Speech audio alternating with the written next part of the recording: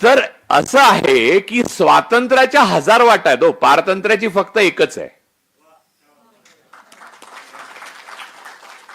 आणि दुसरा महत्वाचा मुद्दा म्हणजे एखाद्याला तुम्ही जबरदस्तीने पारतंत्र्यात ढकलू शकता, एखाद्याला जबरदस्तीने स्वतंत्र नाही करू शकत. आज भारतातले लोक स्वातंत्र्यात असून पारतंत्र्यात खितपत पडले, त्याचं कारण त्यांनाच स्वतंत्र व्हायचं नाही हे आहे. स्वातंत्र्य कोणी देऊ नाही शकत तुम्हाला. स्वातंत्र्य ही घ्यायची गोष्ट आहे, हिसकावून घ्यायची गोष्ट आहे. पारतंत्र्य लादलेलं आहे तुमच्यावर, हे मी मान्य करतो. पण तुम्हाला मी जबरदस्तीने म्हणेन की राजू परोळेकर आता तुम्हाला सर्वांना स्वतंत्र करता, इथून जा बिंदास, काय टेन्शन घेऊ नका, तर तुम्ही मला नाही वाटत कोथरूड पर्यंत पोहोचाल म्हणून. तेवढ्याच भावनेने म्हणजे तीव्र. तर ती आकांक्षा आहे, ती प्रेरणा आहे, ती मूलभूत तत्व आहे. आणि ते असण्याकरता तुमच्याकडे ज्ञान, विज्ञान, आधुनिकता, बुद्धी आणि साहस या सगळ्या गोष्टी लागतात. आणि या सगळ्या गोष्टी असण्याकरता जे आपल्या संविधानामध्ये आहे सायंटिफिक टेम्परामेंट, तुम्हाला धर्मकारण आणि जातकारण हे सार्वजनिक आयुष्यात टाळावं लागतं. कारण ही मूलतःच विज्ञान ज्ञानविरोधी गोष्टी आहेत. मग धर्म कुठचाही असो, तुम्ही घरामध्ये पाळा ना, कोणी थांबवलेलं नाहीये तुम्हाला घरामध्ये धर्म पाळायला. माझे वडील कर्मठ धार्मिक व्यक्ती होते, आत्ता गेले ते 24 साली 12 सप्टेंबरला. ते एकीकडे कर्मठ धार्मिक गोष्टी करत असत. माझी आई जवळपास तिने दीक्षितांनी सांगितल्यापेक्षा जास्त उपास केले असतील, तरीही तिचा पॅटर्न परुळेकर पॅटर्न म्हणून प्रसिद्ध झालाच नाही. तर इतके उपास तिने केले, कारण तिने उपास आरोग्यासाठी न करता धर्मासाठी केले.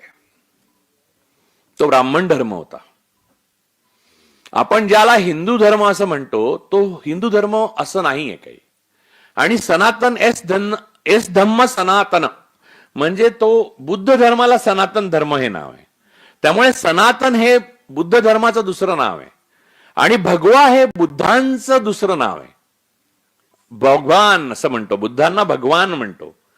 भगवा असं भारतीय हिंदू संस्कृती असं काही नाही आहे. हिंदू हा पर्शियन शब्द आहे, त्यामुळे तो भौगोलिक हिंदवी असा वापरला जातो. हिंदू असं काही नाहीये. फक्त एकच पुरावा आहे वेदांमध्ये, जे वेद ब्राह्मणांसाठी आहेत त्याच्यामध्ये एकच पुरावा आहे. यजुर्वेदामध्ये ब्राह्मण धर्माचा थेट उल्लेख आहे आणि बाकी जाती आहे. त्यामुळे धर्म आणि जाती एकत्र असलेला एक संच, ज्याला आपण ढोबळमानाने हिंदू म्हणतो, कारण तो या भौगोलिक सीमेमध्ये राहतो, जो काही टक्क्यामध्ये आहे तो, ज्यामध्ये दलित येतात, ओबीसी येतात, मराठे येतात, शूद्र येतात, अतिशूद्र येतात आणि ब्राह्मण येतात, कायस्थ येतात, सगळेच येतात. तर मूळ मुद्दा हा आहे की यांचा असा एक संपूर्ण गट विरुद्ध जग, म्हणजे जगातले सगळे धर्म, मग तो ख्रिश्चॅनिटी असो, मग तो इस्लाम असो, म्हणजे अब्राह्मनिक रिलिजन, यांच्याशी असा काहीतरी संघर्ष आहे आणि त्यामुळे भारताला वैभव प्राप्त होत नाहीये, असं जे काल्पनिक गोष्ट आपल्या डोक्यामध्ये बसवण्यात आलेली आहे, ती बायपासच्या ऐवजी अर्जुनारिष्ट पिऊन तुम्ही बरे व्हाल हृदयविकारातनं, हे इतकीच भ्रामक आहे. म्हणजे माझा अर्जुनारिष्टावर काहीही राग नाही, ते तुम्ही स्वतंत्रपणे पिऊ शकता. म्हणजे मला जेव्हा प्रोटीन बार दिले माझ्या डॉक्टरनी आणि सांगितलं तुमचं वजन कमी करण्याकरता हे खात जा, तर जेवायच्या अगोदर की जेवल्यानंतर असा प्रश्न मी विचारला, तर ती म्हणाली जेवण्याऐवजी, जे मी खाऊ शकलेलो नाही आजपर्यंत, कारण जेवण्याऐवजी प्रोटीन बार कोण खायलो. त्यामुळे या प्रकारचं जे विचार आहे आपला, तो विचार हा रिग्रेसिव्ह, म्हणजे आपल्या आज जो संघर्ष आहे भारतात, तो पुरोगामी विरुद्ध प्रतिगामी असा एक सरळपणे आहे. म्हणजे जात आणि धर्म यांच्यावर आधारलेला एक समाज निर्माण करावा असं सर्व धर्मातल्या लोकांना वाटतं आणि सर्वकालिक असं सत्य आहे की वाटलेलं आहे. पण ते निर्माण करण्यात यशस्वी कोणी झालंय का? तर मग इस्लामची एवढी राष्ट्र का झाली असती, आणि मग ख्रिश्चनिटीची एवढी राष्ट्र का झाली असती, आणि मग एकाच अब्राहमनिक रिलिजनचे 3 भाग असलेले ज्यू आणि यहुदी म्हणजे, आणि मग त्याच्यानंतरचे ख्रिश्चन, आणि मग ते इस्लाम, यांच्यामध्ये एवढा संघर्ष का पेटला असता?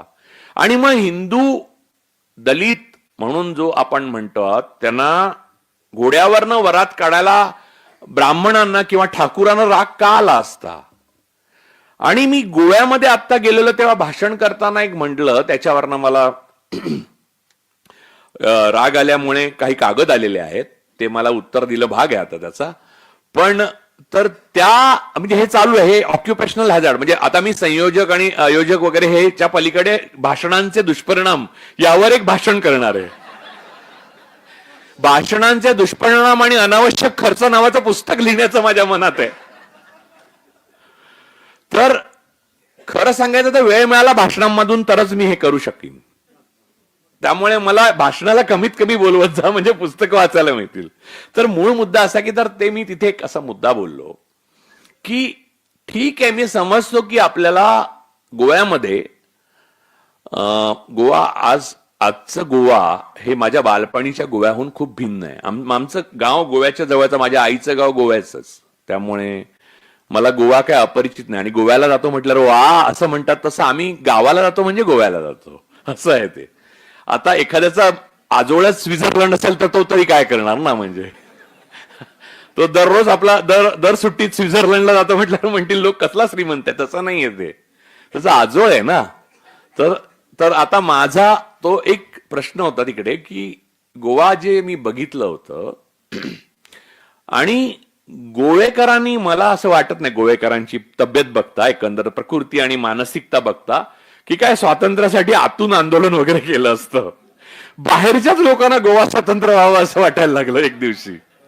मग त्यात नेहरूंपासून सगळे आले, म्हणजे सगळे डावे उजवे सगळ्यांना वाटायला लागलं की गोवा स्वतंत्र झालं पाहिजे. आणि नेहरू फार इंटेलिजंट प्राईम मिनिस्टर होते आणि ते महान नेते होते आणि असाधारण परराष्ट्र कूटनीतिज्ञ होते.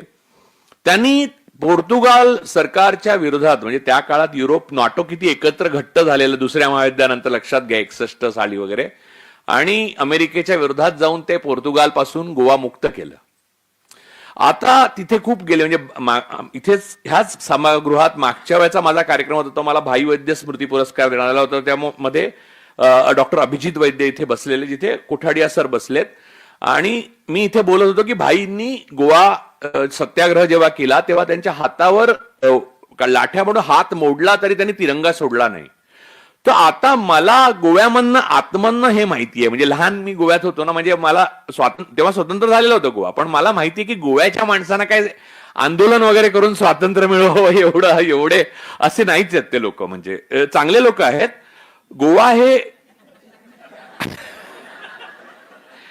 गोवा हे बाहेरच्या लोकांनी स्वतंत्र केलंय जबरदस्तीने.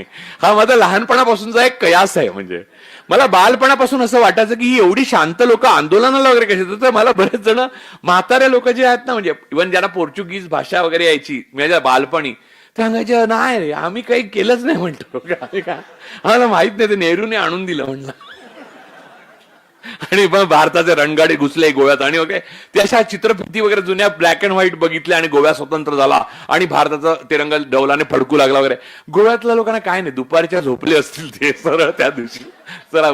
तर मूळ मुद्दा हा आहे, आज जे गोवा मी बघतो ना आपण, म्हणजे स्वातंत्र्य मिळाल्यावर साधारणपणे आपल्या भारत देशामध्ये आपण गोव्याला सामील करून घेतला, त्याच्यानंतर ते भरभराटीला येऊन अजून हिरवगार आणि अत्यंत भौगोलिक दृष्ट्या समृद्ध असलेला अधिक सुंदर आणि सुखावा व्हायला पाहिजे होता. असं काहीच झालं नाही. तिथे कॅसिनो, कोळशाच्या खाणी, रस्ते खोदले, झाडं नाहीशी, लोक आंदोलन करतात. आंदोलन म्हणजे काय, एक छोटी पत्र वगैरे लिहितात बारीक, म्हणजे गोमांतकला वगैरे, ती छापत नाहीत त्यांच्याली. ती एक 11 वर्षापूर्वीपर्यंत छापायचे, तो पण आता बंद केलं, पॉलिसीच बदलली आता. तर ह्या सगळ्या बाबीवर मी असं म्हटलं की पोर्चुगीज होते, त्यांनी इथल्या लोकांना बाटवलं, हा सगळ्यात प्रमुख आरोप होता अनेकांना, म्हणजे ख्रिश्चन केलं. तर बाटवण्याची पद्धत कुठची, ते आमची आई नेहमी सांगायची, ते विहिरीत पाव टाकतात. तर विहिरीत पाव टाकतात हे चांगलंय की मग, ब्राह्मणांना कोणी थांबवलं होतं की दलितांच्या विहिरीत चपात्या टाकून ब्राह्मण बनवून घ्यायला? असं मी बोलल्यावर गोव्यातल्या लोकांच्या भावना दुखावल्या. म्हणजे गोवा किती जागृत झालं बघा. तर लक्षात घ्या की आपल्यामधले अंतर्विरोध जर तुम्हाला मिटवता येत नसतील आणि तुम्ही कुठच्या तरी हिंदुत्वाच्या खुळचट संकल्पनेसाठी, अखंड भारतासाठी स्वप्न बघत असाल, तर तुम्हाला अखंड नाही भारत मिळणार, तुम्हाला भारताचे तुकडे झालेले बघायला मिळतील. ही भीती आहे मला. कारण आहे तोच भारत अखंड आहे. म्हणजे जोराजोरात जेव्हा हिंदुत्ववादी सांगतात की भारताचा भवितव्यात जर नेहरू नसते तर आज पाकिस्तान नसतं. अरे पाकिस्तान नसतं तर हिंदू एवढीच मुसलमानांची संख्या असती. दंगे कसे केले असते तुम्ही? नेहरूमुळे 4 गोष्टी घडल्या. नेहरूमुळे संघावरची बंदी उठली जी सरदार पटेलांनी घातली होती. नेहरूंनी पत्र लिहिलेलं आहे सरदार पटेलांना की आपल्यासारख्या स्वतंत्र देशामध्ये, नवस्वतंत्र झालेल्या देशामध्ये काही वेगळी मतं असलेल्या आणि वेगळ्या आकांक्षा असलेल्या लोकांना फार काळ आपण बंदी घालून ठेवू शकत नाही. त्यामुळे त्यांच्यावरची बंदी उठवली पाहिजे असं मला वाटतं. त्याच्यावरनं वाद आहेत पटेल आणि नेहरूंचे. आणि नेहरू पंतप्रधान आणि नेहरूंच्या कार्यक्रमामुळे विजय झाला. नेहरू चुकीचे होते हे लोक म्हणतात ते अगदी योग्य आहे. आणि पटेल बरोबर होते हेही बरोबर आहे. या बाबतीत तर मला नेहमी पुन्हा पुन्हा वाटतं. ती पत्र मी प्रसिद्ध केली. माझा लेख आहे माझ्या ब्लॉगवर, नेहरूवरचा लेख आहे. त्याच्यात तो इंग्रजी लेखात तो पत्र, दोन्ही पत्र आहेत ती. तर मूळ मुद्दा हा आहे की या प्रकारची विचारसरणी जी आपण लॉजिकली विचार केला तर नेहरूमुळे जेवढा काश्मीर भारतात आलाय तेवढा आलाय. हा धार्मिक मुद्दा नाहीये, हा पॉलिटिकल मुद्दे आहेत सगळे. धार्मिक मुद्द्यांवर जेव्हा राजकारण उभं राहतं, जे आज राहिलेलं आहे, हिंदुत्व आणि हिंदुइझम म्हणजे एक हिंदवाद, हिंदवीवाद असं मी ज्याला म्हणीन, तो वेगळा. हिंदवीवाद म्हणजे एकंदरीत हिंदू आणि म्हणजे ब्राह्मण आणि इतर जाती मिळून जे लोक आहेत सर्व आपण आणि आपल्या बरोबर असलेले सर्व इतर धर्मीय आहेत ते हिंदवी आहे. त्यामुळे हिंदवी स्वराज्य व्हावे तर ते हे असे व्हावे. हिंदुत्व नावाची जी संकल्पना आहे ती राष्ट्र या संकल्पनेच्या विपरीत आहे. आणि ती विपरीत अशासाठी आहे की ती मूलभूतच म्हणजे माझा व्यक्तिगत राग असल्यामुळे ती विरोधित झालेली नाही आहे. लक्षात घ्या 2+2 = 4 असं राजू परुळेकर म्हणाले. असं लिहून खाली दुसऱ्या दिवशी मला जर डिफॅमेशनची नोटीस येत असेल तर बरोबर आहे ती नोटीस, पण उत्तर मी एवढंच लिहिणार की मग मी काय लिहू, 5 लिहू का 3 लिहू, तुमची माफी मागू का? तर माफी मागण्याची एक मोठी परंपरा आहे पण ती दुसऱ्या बाजूला आहे. तर मूळ मुद्दा हा आहे की या प्रकारचं जे धर्मावरचं राजकारण आहे ते भारत या संकल्पनेला मारक का आहे याचा आपण विचार केला पाहिजे. पहिली गोष्ट म्हणजे आपल्याला भारतापुरता जर विचार केला, मी इतर देशांचे पण तर त्याच्यात एवढे पॅराडॉक्स आहेत हिंदुत्व या संकल्पनेशी, ते मी आता मांडतो. एक, ही हिंदुत्व संकल्पनेच्या संघटना उभ्या करणं, त्यांचे मोर्चे काढणं, त्यांचे मार्च करणं, नंतर त्यांचे खेळ आणि इतर वगैरे शिक्षण असं काहीतरी नाव देऊन त्याला गणवेश पट्टे, शस्त्र पूजा वगैरे सगळं सुरू करणं, हे सगळं कोणाकडनं आलं तर डॉक्टर मुंजेंनी हिटलर आणि मुसोलिनीकडनं घेतलं. हिटलर हा मूलतः यहुदी विरोधी आणि त्याने ज्यूंचं जेनोसाइड केलं त्यासाठी प्रसिद्ध आहे. काळा इतिहास त्याचा एक आहे. आता या मुंजेंनी उभं केलेल्या अर्भकालात जे तारुण्य आणि सळसळ निर्माण झाली आणि ताकद आली ती त्यांनी यहुदांकडनं घेतली आहे, म्हणजे इस्रायलकडनं. म्हणजे मी नाना पालकरांचं लहानपणी आम्ही पुस्तक वाचायचो आणि मला पण खूप मजा वाटायची, छळाकडून इस्रायल, छळाकडून बळाकडे. तर असं समजू नका की मी लहानपणी वाचलेलं नाहीये. हा, मीही लहान होतो आणि मीही वाचलेलं आहे. आणि प्रत्येक साधारणपणे सगळ्या म्हणजे तेंडुलकरांनी आपले स्वतः संघातले अनुभव लिहिलेले आहेत ना, तसे प्रत्येक ब्राह्मण कुटुंबातला मुलगा कधी ना कधी 4 दिवस संघात जाऊन येतो. तसा मीही जाऊन आलेलो आहे. हे मी आज पहिल्यांदा सांगतोय. माझा एक घोलप नावाचा मित्र होता. तो संध्याकाळी मला मला पहिल्यापासून संध्याकाळी खूप लो वाटतं, आजही वाटतं. मला संध्याकाळची कातर वाटते आणि त्याच्यावर खूप कविता लिहिल्या. त्याचा अर्थ मी कवी आहे असा नव्हे. तर संध्याकाळी मला असं वाईट, मला घोलप म्हणायचं, अरे चल आपण जाऊया. मी एक लहान म्हणजे कितवीत होतो, 6वीत होतो, 6वी का 7वीत होतो. तर मग आपण शाखेत जाऊया, मस्त मजा येते म्हणून. तर मला तेंडुलकरांनी लिहिलं ना तसंच अगदी, तो चकचकीत बेल्ट, ते बूट त्या घोलपचे आणि ते हे कवायत वगैरे, मजा वाटायची. आणि मी एकदम हडकुळा, म्हणजे माझा फ्रुटी नावाचा एक जे बॉक्स यायचा त्याचा स्ट्रॉ होता तेवढं माझं मनगट होतं. आणि कोणी दम देऊन जायचा आम्हाला, सुका दम किंवा ओला पण. म्हणजे तर मला असं वाटायचं की आपण खूप पॉवरफुल झालं पाहिजे, ताबडतोब तगडं झालं पाहिजे आणि हे असं बेल्ट बिल्ड लावून म्हणजेच आपलं सगळं निश्चित परफेक्ट होणार म्हणून. म्हणजे पोलीस, रिटायर झालेल्या पोलीस अधिकाऱ्यांना भेटलं की कळतं की ते गणवेशात असताना कसे वागतात आणि वेगळे कसे वागतात ना. गोड वाटतं म्हणजे ते घरी भेटले की, नाही का. तर ते स्टेशनात त्यांना भेटू नये पण, म्हणजे घरच्यांनी पण.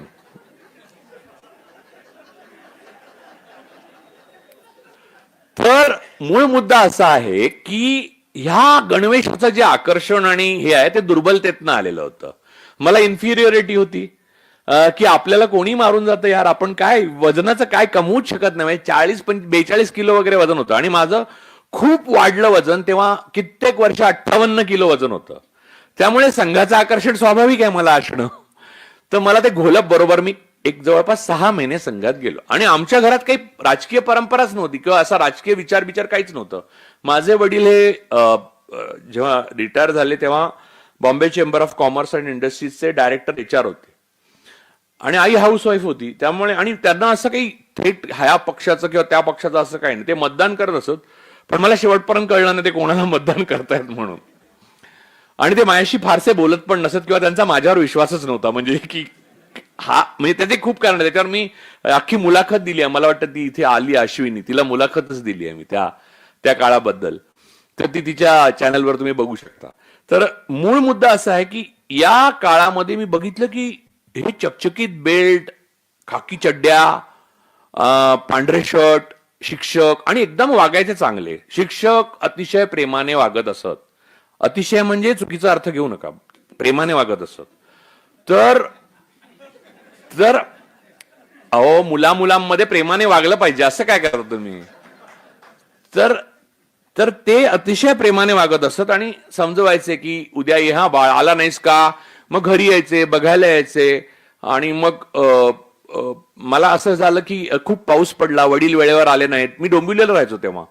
तर वडील आले नाहीत वेळेवर, तर संघाचे 2 स्वयंसेवक घरी पाठवून द्यायचे मला, माझ्यावर गप्पा मारायला वगैरे.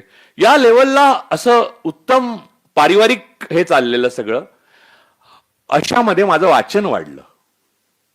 वाचन वाढलं आणि मी गोडसेंची पुस्तकं वाचली, गोपाळ गोडसेंची. मला वाटलं काय हे गांधीजी मनुष्य होते. म्हणजे फारच डेंजरस, की भारताला फारच कॉम्प्लिकेटेड परिस्थितीत आणून सोडलंय माणसानं. माझी जन्मठेप पण वाचलं. लोकांचा असा समज आहे की मी बालपणापासून जन्माला आलो त्या क्षणी सावरकर विरोधी बोलायला लागलो, बोबडा. असं काही नाहीये. हा एक भ्रम आहे. माझी एव्होल्युशनची प्रोसेस आहे आणि ती भारतीय समाजामध्ये एका विशिष्ट वर्गामध्ये जन्माला आल्यावर अटळ आहे असं मला वाटतं. तर ह्यातच धर्मकारण लपलेलं आहे, हे लक्षात घ्या. तर मूळ मुद्दा हा होता की माझ्या गावी माझं जे बालपण गेलं तिथे पण ही पुस्तकं मी वाचली होती. पण तेव्हा मला जेवढी कळली नव्हती तेव्हा इथे आल्यावर कळली. आणि मग माझा एक स्वभाव आहे की हे पुस्तक वाचलं की त्याच्या विरोधातलं पुस्तक वाचायचं. हा स्वभाव कुठून आला हे मला माहित नाही, याचा उगम कुठे झाला मला आठवत नाही, खरं सांगतो. पण मी तशी पुस्तकं शोधायला सुरुवात केली. मी गांधीजींचं वाचायला सुरुवात केलं. ते तर भारीच कठीण. पहिले काय वाटलं माहितीये ना, गांधीजी फारच सोपं लिहितात म्हणून. आणि नंतर माझ्या लक्षात आलं हे फारच कठीण आहे म्हणून, की हे सोपं जे लिहिणं आहे. विनोबा पण तसेच लिहायचे, सोपं लिहायचे. साने गुरुजी लिहायचे. साने गुरुजी तर म्हणजे मराठीतले सर्वात असाधारण लेखक नाव घ्यायचं तर मी साने गुरुजींचं नाव घेईन. साने गुरुजींचं लिखाण जे आहे ते वाचताना नुसता तुम्हाला आनंदच मिळतो आणि तुम्हाला कुठेही भाषा वाचतो आहे असं वाटत नाही. ज्या पुस्तकाला कुठची भाषा वाचतो आहे न कळता तुम्ही रममाण होता ना, ते पुस्तक सुंदर. तसं गांधीजी लिहायचे. गांधीजींचं मी सगळ्या भाषांमध्ये हिंदी, गुजराती, मराठी, इंग्रजी सगळं वाचलेलं आहे, बऱ्याच भाषात. त्यांचं कुठच्याच भाषेमध्ये कॉम्प्लिकेटेड गोष्टी नव्हत्या. गांधीजी हे एका ओळीत जर स्पष्ट करायचे झाले तर अत्यंत धार्मिक माणूस, पण आयुष्यात कुठच्याही देवासमोर डोकं ठेवताना त्याचा एकही फोटो नाही असा होता. दाखवा मला कोणत्याही बाबा, बुवा किंवा देवासमोर एका देवाची प्रार्थना करताना किंवा धार्मिक स्थळावर जाऊन प्रार्थना करताना गांधीजींचा फोटो नाही, किंबहुना त्यांच्या आयुष्यात तसा उल्लेखच नाही. या प्रकारची धार्मिकता ही वैश्विक आहे, ज्याला दुसऱ्या शब्दात ह्युमॅनिटी म्हणतात, मानवता. हे मला कळायला लागलं तर माझा एक काका होता, त्याने आमच्या घरामध्ये त्या काळामध्ये सोव्हिएत रशिया होता. म्हणजे लोक म्हणतील हा म्हणजे राजू परुळेकरांचा कम्युनिझमकडे प्रवास सुरू झाला, तर तसं काहीच झालं नाही. काकाला असं वाटायचं की मी खूप वाचायची आवड आहे आणि मला तेवढं वाचायला मिळत नाही, कारण तेव्हा आमची परिस्थिती तेवढी चांगली नव्हती. तो काका सोव्हिएत लँड नावाचं एक मॅगझिन यायचं, ते अगदी नाममात्र, आणि तेव्हा सोव्हिएत मधनं येणारी पुस्तकं सुद्धा, मराठी पुस्तकं सुद्धा नाममात्र किमतीला मिळायची. ती तो खूप घेऊन यायचा. जगाचा इतिहास, पृथ्वीचा शोध वगैरे असे. तर ती सगळी मी वाचायला सुरुवात केली आणि ती वाचताना माझ्या लक्षात आलं की घोलप बरोबर ज्या ठिकाणी आपण जातो संध्याकाळी, तिथे ह्याच्या नेमकं उलट सांगतात सगळं. म्हणजे गॅलिलिओला जसं वाटलं असेल एक दिवशी, तसं मला 7वीत वाटलं की पृथ्वी सूर्याभोवती फिरत नाही, सूर्य पृथ्वीभोवती फिरतो, असं संध्याकाळी सांगणारी माणसं आपल्याला भेटतात. असं लक्षात आल्यावर मी जाणं बंद केलं. अर्थात पुढची प्रोसेस सगळी झालीच, म्हणजे ते एक फॉर्मॅलिटी, कंप्लायन्सेस संघाचे आहेत ते पूर्ण करावेच लागतात. शिक्षक 2दा घरी येतात, 2 स्वयंसेवक येतात, तुम्हाला विचारतात बाळा काही बरं वाटलं नाही का, आजारी आहेस का, नाही, खूप काय काय करतात. म्हणजे खूप काय काय म्हणजे चांगल्या अर्थाने. त्या काळात तेवढ्या गोमूत्राचं प्रमाण नव्हतं, नाही तर तेही पाजलं असतं मला. हल्ली गोमूत्राचं फार झालंय बुवा. तर म्हणजे वासरांना पण आश्चर्य वाटत असेल की आपल्या आईची मुती आवडणारी ही प्राणी संस्था कुठची आहे म्हणून, आपण दूध पित असताना.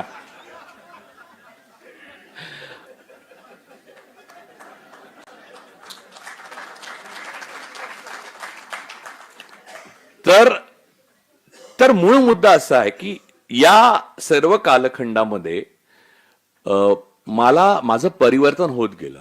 मग मी गांधीजी वाचले, मग मी जीना वाचले, मग मी श्यामाप्रसाद मुखर्जी वाचले. म्हणजे आजच्या सारखंच होतं बरं काय, तेव्हा पण चित्र तेच होतं. म्हणजे अगोदर माझ्या जन्माच्या खूप अगोदर, स्वातंत्र्याच्या अगोदर, की बोलायला पाकिस्तान आणि फाळणीच्या विरोधी. पण पश्चिम बंगालमध्ये जेव्हा सरकार स्थापन केलं तेव्हा श्यामाप्रसाद मुखर्जी जीनांबरोबर होते त्या सरकारमध्ये, आणि काँग्रेस नव्हती. काँग्रेसने विरोध केला होता फाळणीला, म्हणून त्या सरकारमध्ये नव्हती.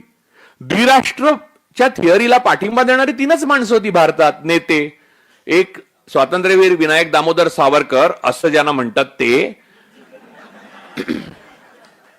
दुसरे श्यामाप्रसाद मुखर्जी ज्यांचं हल्ली नाव तुम्ही कधी कधी ऐकता, आणि तिसरे मोहम्मद अली जिना, ज्यांच्या नातवाकडनं 1990 पर्यंत भाजपला सिंगल हँडेडली सर्वात जास्त फंडिंग होत असे, बॉम्बे डाईंगचं नसली वाडिया.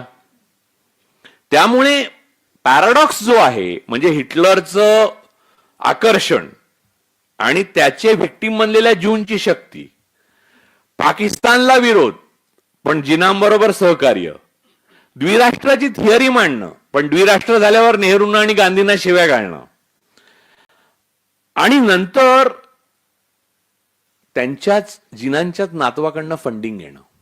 आणि आता नंतर पण खूप गोष्टी पुढे आलेल्या आहेत, आता येतील, म्हणजे त्याही येतील. ISISचं फंडिंग वगैरे सगळं येईल, एक एक येईल बाहेर. तुम्हाला वाटतं तेवढं सोपं नाहीये. तुम्ही जेव्हा स्ट्रायकर जोरात मारताना तेव्हा कॅरमच्या त्या दिशेने जाताना तुम्हाला वाटतं काय वेग आहे, पण तो आपटला की दुप्पट वेगाने मागे येतोय. म्हणजे हा फिजिक्सचा नियम आहे. बाण आहे ना, बाण तो असा सोडू नाही शकत ना, तुम्ही मागे जाता पहिले आणि मग सोडला की तो सुसाटत जातो आणि मग तो निशाण्यावर लागतो. त्यामुळे पुढे जाण्याकरता पहिले मागे यायला लागतं. भारतीय समाज, पुरोगामी समाज हा पुढे जाण्याकरता मागे आलाय 11 वर्ष, अशी माझी श्रद्धा आहे.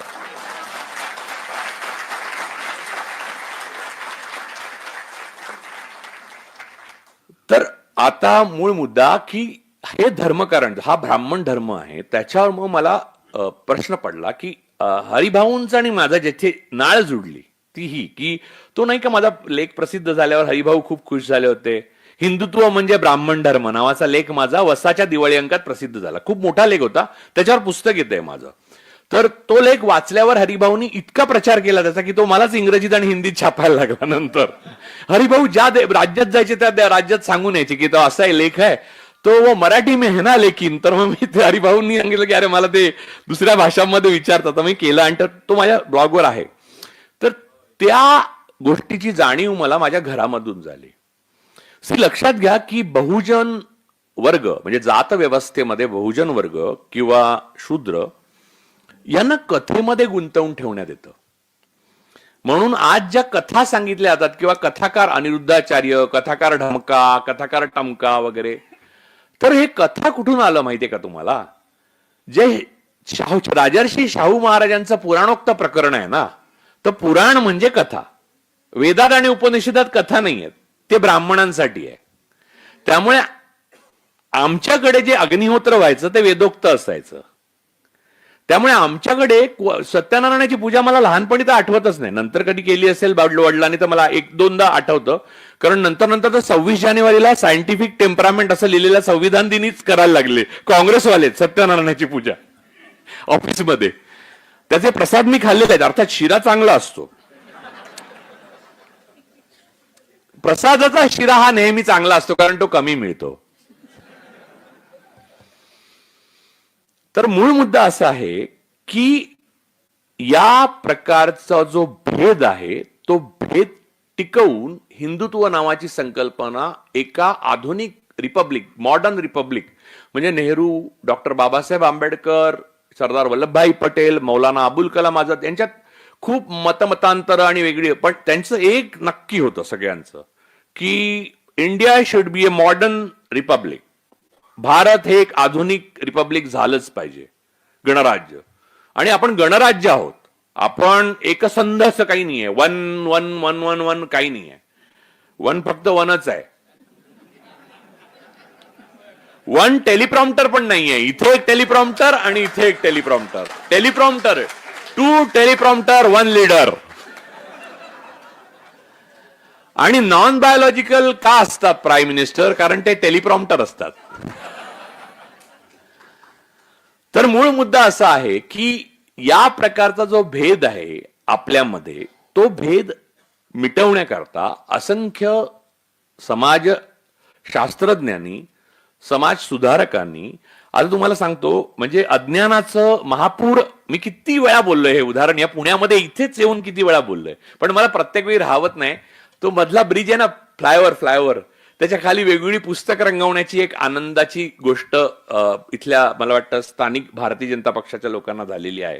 पण त्यांना दुर्बुद्धी ही झाली की त्याच्यात इरावती कर्व्यांचा आमची संस्कृती, त्यांना वाटलं आमची संस्कृती म्हणजे काहीतरी चांगलं तुळशी वृंदावन वगैरे असणार. ते पुस्तक जाहीर जर वाचून दाखवलं त्याच पुलाखाली तर पोलीस ठोकून काढतील. गृहमंत्र्यांचा फोन येईल फडणवीसांचा की प्लीज ते आमची संस्कृती पुस्तक आवरा ताबडतोब. तर ते पुस्तक रंगवलंय. म्हणून असेच धर्मग्रंथांचा प्रचार बहुजनांमध्ये असाच झालाय. जी वाचलेलीच नाही आहेत ना ती पुण्यप्रद आहे. नाही वाचलं की सगळंच चांगलं असतं. एखादा मोठा ग्रंथ मी घेऊन चाललो तर लोकांना वाटणार काय ज्ञानी माणूस आहे. तुम्हाला लक्षात घ्या की पवार साहेबांकडे कायम फाईल्स असतात. आता तुम्ही लक्षात घ्या की असं काही आहे का की तुम्ही राजकारणी आहात किंवा तुम्ही खूप ऍडमिनिस्ट्रेशन करता म्हणजे फाईल अशाच ठेवल्या पाहिजेत कायम उराशी कवटाळून? अशी काही गरज नाही ना. म्हणजे मी नेहरूंच्या अशा घरी फोटो बघितलेत का तुम्ही की नेहरूंनी खूप फाईल क्लिअर केल्या, त्या अशा फाईल आहेत वगैरे? अर्थात जी माणसं लहान माणसांची नावं लक्षात ठेवतात आणि मोठ्या माणसांची कामं त्यांच्या फायली जवळ ठेवतात, हेही लक्षात ठेवा. तर मूळ मुद्दा असा आहे की असं एखादं पुस्तक किंवा फाईल किंवा हे आपल्या सबकॉन्शियसला सुखावतं की वा म्हणजे आता कसं की मी इथे बघतो पुण्यामध्ये मराठा कुटुंबांमध्ये गुरुचरित्राची पारायणं होतात व्यवस्थित, आणि मराठा समाजाला लवकरात लवकर ब्राह्मण होण्याची घाई झालेली आहे, जे ते होणार नाहीत, कारण ते शूद्र आहेत हेच ब्राह्मणांचं मत आहे, पण त्यांची मदत घेतली पाहिजे हेही मत आहे. आता मूळ मुद्दा हा आहे की जे ग्रंथ वाचताना सुद्धा तुम्ही वाचत नाही तर तुम्ही वाचणार कसे? त्यामुळे हे जे भयंकराचं तुफान आलेलं आहे ना, ते मला राजकीय दडपशाहीच्या पेक्षा भयानक वाटतं. मला असं वाटतं की राजकीय दडपशाही कधी झुगारून देता येते, कधी बदलता येतो राजकीय पटल, पण ह्या बायकांच्या डोक्यात शिरलेलं जे ब्राह्मणवादाचं भूत आहे, गुरुवारचे मार्गशीर्षाचे गुरुवार, मी सांगतो सर्वात हिंदू धर्मातली सर्वात तरुण देवी कोण? तर संतोषी माता. 1975 साली आला पिक्चर. कारण त्याच्या अगोदर असा कुठे उल्लेखच नाहीये. तर मूळ मुद्दा असा की आता मी जर कपडे काढले आणि फक्त लंगोट लावून असा फिरू लागलो पुण्यामध्ये उगाचा तसा, तर काही दिवसांनी, म्हणजे इथे मी आता नाव नाही घेत कारण कुणाच्या भावना दुखवतील काय सांगावं, पण एक कुठेतरी बाबा आहेत पुणे स्टेशनच्या इथे, ते म्हणजे केवळ त्यांना उपचारांची गरज आहे. तर अशा लोकांना बसवलं की मॅटरच समजा. मी लहान असताना एक कणकवलीमध्ये माझा मामा, वेळ जात नाही ना तुमचा, असं बोर वगैरे होत नाही ना तुम्ही? नाही, पुण्यात जेवणाच्या वेळा सांभाळाव्या लागतात असं मला सांगितलंय घरून.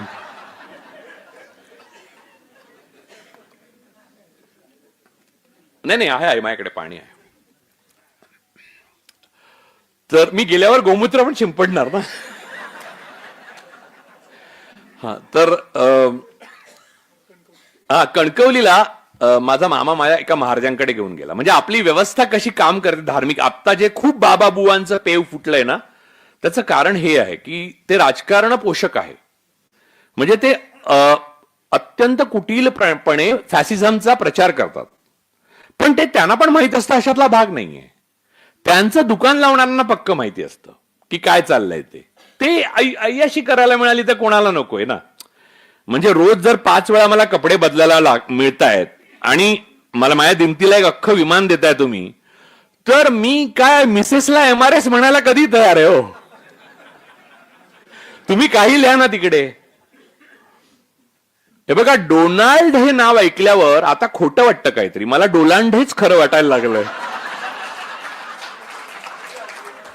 मी भीती अशी मला सतत वाटते, अमेरिकेत जाऊन मी माझ्या डोनाल्ड नावाच्या मित्रांना डोलांड म्हणेन की काय. नाही, तो समजून घेईल की नाही मुद्दा नाही हो. मला रात्री झोप येणार नाही की इंग्रजीमध्ये एखादं स्पेलिंग चुकलं. आपली मातृभाषा नाही अशी भाषा जरा चुकली की आपल्याला रुखरुख लागते. मला तेंडुलकर एकदा म्हणाले, जयप्रकाश नारायण स्वतःची इंग्रजी लिहिलेल्याची प्रूफ 3दा तपासायचे स्वतःच, उगाच चूक नको व्हायला, कारण जी आपली नाही ती आपली नसते ना भाषा. त्यामुळे मी डोलांड म्हटलं तर काय लफडं होईल असं मला सतत वाटतं, कारण ते इतकं बसलंय आता माझ्या डोक्यामध्ये फिट की काही हलूच शकत नाही. कदाचित त्याचाच राग असेल की आपल्याला 35 वेळा सीज फायरचा उल्लेख करण्यात आला की यार माझं नाव पण नीट नाही घेतलं.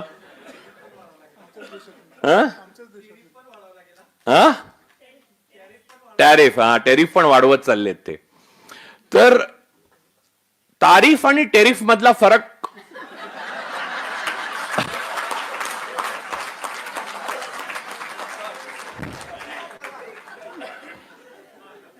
तर कणकवलीला ते महाराज होते, एक भालचंद्र महाराज म्हणायचे त्यांना नागडे बुवा असं सुद्धा म्हटलं जायचं, कारण ते नग्न असायचे.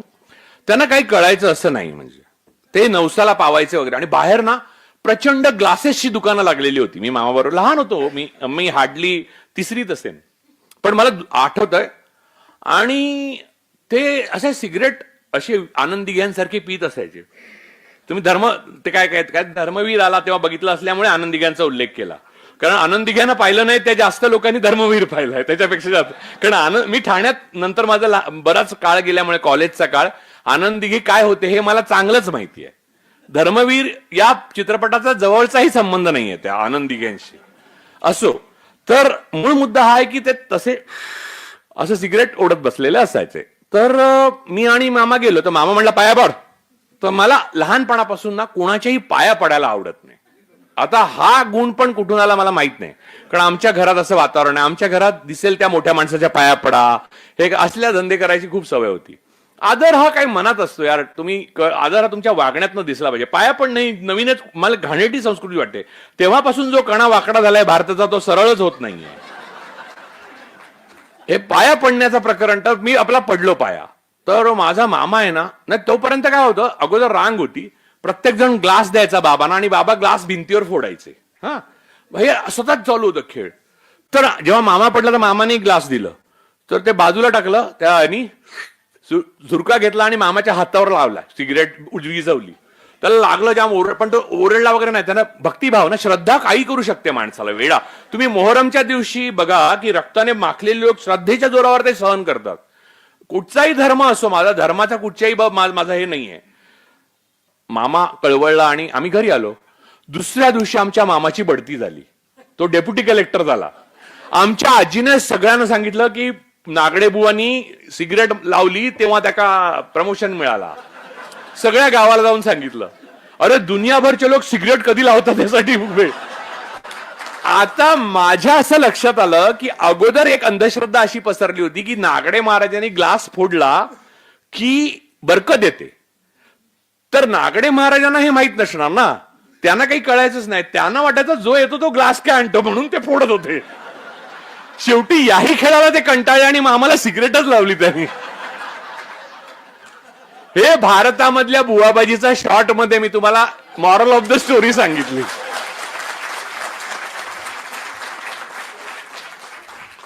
तुम्हाला सांगतो, असाधारण दैवी शक्ती असलेला मनुष्य या पृथ्वी तलावर माणसाच्या रूपात असत नाही.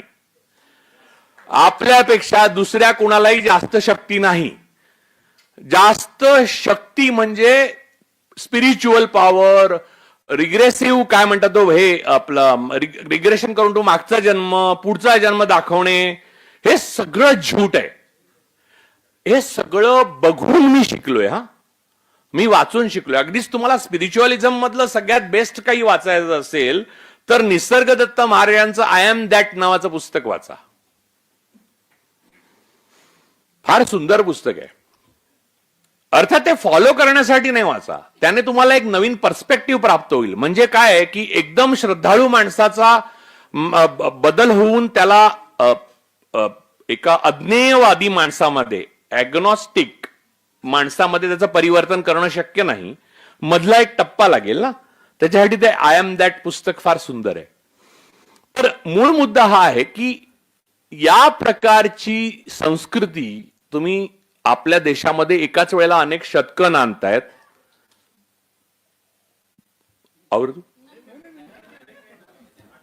आपल्या देशात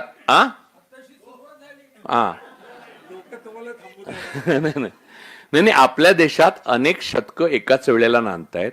अनेक धर्म आपल्या देशात आहेत, अनेक जाती आहेत, अनेक परंपरा आहेत, अनेक राज्य आहेत. एवढी डायव्हर्सिटी म्हणजे विविधता आहेत. तर अशा वेळेला त्यांना सगळ्यांना बरोबर घेऊन जाणं म्हणजे इन्क्लुझिव्ह असणं, बेरीज करणं त्यांची, ही या देशाला बलवान आणि अखंड करणं जास्त बरोबर आहे का या सगळ्यांना वजा करत जाणं हे जास्त बरोबर आहे? या भगव्या झेंड्याखाली एकत्र या असं म्हणून कोणी येत नाही. नाही, तुम्ही त्यांचे हिंडालियमचे पेले वेगळे ठेवणार बाहेर तुमच्या धर्मातल्या लोकांचे. इतर धर्मांचं तर जाऊच दे, त्यांना घोड्यावरनं वरात काढू देणार नाही. तुम्ही आपल्या गाडी मागे पंडित ठाकूर असं लिहिणार आणि सांगणार मात्र तुम्ही ह्याच्या खाली एकत्र या. बरं, भगवा हा शब्दच बुद्धांचा आहे. भगवा हे बुद्धांचंच नाव आहे. भगवावरनं भगवान, त्यामुळे भगवा हे हिंदूंशी काही संबंधित नाहीये. त्यामुळे भगवा टेरर हा शब्द वापरायला माझा विरोध आहे, कारण त्यातून बुद्धांना त्रास होतोय. म्हणजे बुद्धांच्या कार्यावर तो हा आहे. भगवा हा बुद्धांचं नावच आहे. भगवा त्याच्यावर पालीमध्ये अख्खं हे आहे. मूळ मुद्दा हा आहे की या प्रकारे तुम्ही देश एकत्र करू शकत नाही. अशा देशाला भवितव्य असणार नाही. तुम्ही रोज काहीतरी असं रिग्रेसिव्ह आणता. म्हणजे तुम्हाला सांगतो की मी ही गोष्ट पण अनेकदा सांगितलेली आहे, परत एकदा सांगतो. 2011 साली मी बनारसला होतो. तर बनारस विश्वविद्यालयाचे कुलगुरू आणि तेव्हाचे अजून आमचे 2-4 मित्र, सुप्रीम कोर्टाचे चीफ जस्टिस नाही, जज एक, आणि अजून काही वकील मित्र, असे आम्ही गप्पा मारत बसलेलो. आणि पूर्ण गप्पा अकॅडमिक होत्या. आणि पंडित मदन मोहन मालवीय आणि त्यांचं जे तिथे बनारस विश्व हिंदू युनिव्हर्सिटीमध्ये ते वास्तव्य होतं, ते सगळं वगैरे असं बोलत होतं. तर त्यांची स्पर्धा JNUशी होती. बनारस युनिव्हर्सिटीची BHU म्हणतात त्याला, बनारस हिंदू युनिव्हर्सिटी, त्यांची JNUशी स्पर्धा आहे. तर ते म्हणायचे नेहमी, मला डीन असं म्हणाले की वो क्या है की वो JNU वाले है ना, वो साला पेटंट हमसे ज्यादा लाते हैं. म्हणजे संशोधनाचं जे मूलभूत संशोधनाचं पेटंट्स आहेत ते जास्त आणतात, त्यामुळे JNU आगे जाती है. अब BHU में भी पेटेंट की कमी नहीं है, लेकिन हम लोग पेटेंट को करने की प्रोसीजर में थोड़ा पिछड़ रहे हैं, इसलिए हम लोग कोशिश कर रहे हैं लगातार. हे 2011ची गोष्ट. आज काय आहे, त्या बनारस हिंदू युनिव्हर्सिटीमध्ये भूतविद्या या विषयावर अभ्यासक्रम सुरू केलाय. आणि याच्यावर लोक काही बोलत नाहीत, करत नाहीत. आणि त्यांना असं वाटतं की खरंच आहे की काही दिवसांनी भूतविद्या ही सुद्धा खरीच आहे असं वाटायला लागेल. पण भूतविद्या ही ईडी पासून आली आहे. मी मागे पण बोललो होतो, इंग्रजीत ईडी लागला की भूतकाळ होतो.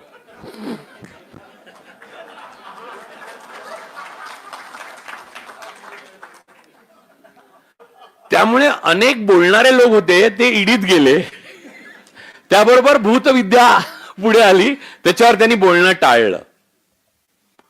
तर मूळ मुद्दा हा आहे की आपण या प्रकारच्या समाजाला, या प्रकारच्या धर्मांधतेला आव्हान द्यायला पाहिजे की नाही. कारण सांगतो, सुखांक म्हणजे हॅपीनेस इंडेक्स मध्ये आज स्वीडन, फिनलंड, नॉर्वे हे अव्वल देश आहेत. आणि ते 91%, 95% आणि 99% नास्तिक आहेत. नास्तिक म्हणजे अज्ञेयवादी आहेत. तिथे चर्चेस रिकामे आहेत आणि म्युझियम झाली चर्चची, आणि म्हणून जेल पण रिकामी झाली आणि जेल बंद करतायत. एकदा धर्मस्थळ बंद व्हायला लागली लोकांच्या इच्छेने की जेल पण बंद व्हायला लागतात. कारण पापाची भावनाच उरत नाही, कारण करण्याची गरजच उरत नाही. त्याला वेलफेअर स्टेट असं नेहरू म्हणाले होते. आणि ते वेलफेअर स्टेट करण्यासाठी प्रत्येक पंतप्रधानाने आपल्या कमी जास्त वकुबाने आणि प्रयत्नाने, प्रत्येक पक्षाने कमी जास्त वकुबाने आणि प्रयत्नाने प्रयत्न केले आणि आपल्याला 2014 पर्यंत आणून ठेपवलं. 2014 मध्ये अचानक वडिलांची 100 एकर जमीन सुपीक, 5 स्कॉर्पिओ गाड्या, 2 विमानं, 7-8 बंगले, 10-12 फार्म हाऊस असं नावावर ठेवलेला वडिलांच्या जाण्यानंतर अचानक मुलाच्या नावावर झालं. आणि त्या मुलाला यापैकी काहीच माहित नव्हतं कसं हाताळायचं, याचं काय बिझनेस कसा, मॉडेल काय आहे. त्याने काय केलं, पहिले नावं बदलायला सुरुवात केली. वडिलांनी का म्हणून नाव ठेवलं, याला मातृछाया बदला, पटेल बदला, माझं नाव ठेवा. सरदार पटेल हा आदरणीय आहेत, परमपूज्य आहेत, पण बाजूला काढा, माझं नाव टाका. बघा, आता तुम्हाला सगळं माहिती आहे, मी पुढे सांगायची गरजच नाही, जातो मी. थँक्यू. खर तर तुम्हालाच सगळं माहिती आहे, तुम्हालाही सगळं माहिती आहे. तुमचा प्रतिसाद ही गोष्ट हे साक्ष आहे की मला जे माहिती आहे ते जास्तीचं नसून तुम्हाला आणि मला एकच गोष्ट माहिती आहे, फक्त मी ती व्यक्त करतोय. म्हणजे खरं बोलणं ही एक कला झालेली आहे आता. आणि हल्ली अधिकाऱ्यांची ओळख कर्तव्यदक्ष अधिकारी अशी करून देण्यात येते, जे त्यांचं ऑक्युपेशन आहे. म्हणजे त्यांचं पहिलं आणि शेवटचं काम कर्तव्यदक्ष असणं हेच आहे. आज जे काही थोडे सत्याची बूज राखणारे अधिकारी उरलेले आहेत त्यातले आपले अमके अमके साहेब आहेत, असं सत्याची म्हणजे आता या लेवलला येऊन ठेपलंय सगळं की ते ऑफिसर अतिशय चांगले आहे, पैसे घेतात पण काम करतात. म्हणजे एक फेज अशी होती की पैसे घेणं हे लांछनास्पद होतं, नंतर पैसे घेणं हे काही लांछनास्पद वगैरे काही नाही, एवढा कट असतोच. आणि आता ते घेतल्यावर सुद्धा काम न केलं असं फसवणुकीचे प्रकार वाढलेले आहेत.